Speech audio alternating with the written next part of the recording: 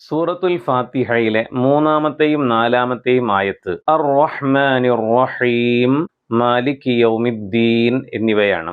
അളവറ്റ ദയാപരനും കരുണാവാരിധിയുമായ അള്ളാഹുവിൻ്റെ നാമത്തിൽ ഞാൻ ആരംഭിക്കുന്നു, അന്ത്യനാളിൻ്റെ ഉടമസ്ഥനായ അള്ളാഹുവിൻ്റെ നാമത്തിൽ ഞാൻ ആരംഭിക്കുന്നു എന്നാണ് ഈ പദങ്ങളുടെ അർത്ഥം. ഈ ആയത്തുകളിൽ കോമൺലി വരുന്ന മിസ്റ്റേക്കുകളിലേക്ക് നമുക്ക് പോകാം. അർ റഹ്മാനി എന്നിടത്തും അർ റഹീം എന്നിടത്തും റാഇന് ഷദ്ദുണ്ട്.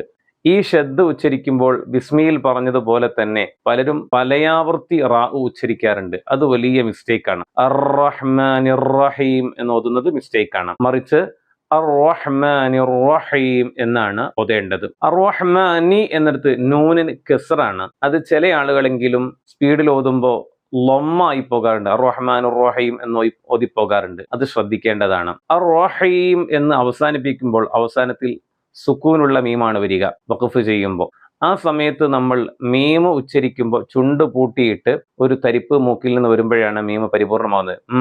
എന്ന് പരിപൂർണമാകുന്നത്. അത് ചുണ്ട് പൂട്ടി എന്നും ഒരു തരിപ്പ് മൂക്കിൽ നിന്ന് പുറത്തേക്ക് വരുന്നു എന്നും നമ്മൾ ഉറപ്പുവരുത്തേണ്ടതുണ്ട്. മാലിക് യൗമിദ്ദീൻ എന്ന് ഉച്ചരിക്കുന്ന സമയത്ത് യൗമിദ്ദീൻ, ആ ദാലിനൊരു ഷദ്ദുണ്ട്, അവസാനം നൂനുണ്ട്. ആ നൂനും ഉച്ചരിക്കുന്ന സമയത്ത് മൂക്കിൽ നിന്നൊരു തരിപ്പ് വരുന്ന രീതിയിൽ തന്നെ ഉച്ചരിച്ച് അവസാനിപ്പിക്കേണ്ടതാണ്. ഇവിടെ അർ റഹ്മാനി അർ റഹീമി ഈ രണ്ട് പദങ്ങളും കാരുണ്യത്തിലേക്ക് ചേർത്ത് തന്നെയാണ് പറയുന്നത്.